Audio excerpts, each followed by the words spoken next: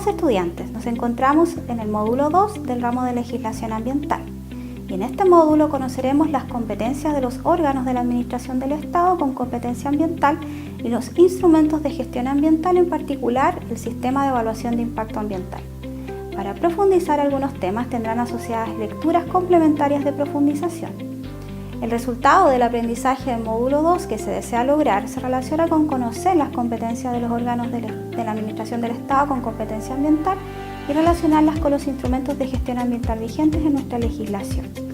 Las actividades del módulo 2 se centrarán en el foro, en el cual se compartirán experiencias en torno a instrumentos de gestión ambiental, como el sistema de evaluación de impacto ambiental, y la evaluación estará centrada en la participación en el foro y la evaluación, que consistirá en comentar un fallo respecto a la participación ciudadana en el sistema de evaluación de impacto ambiental.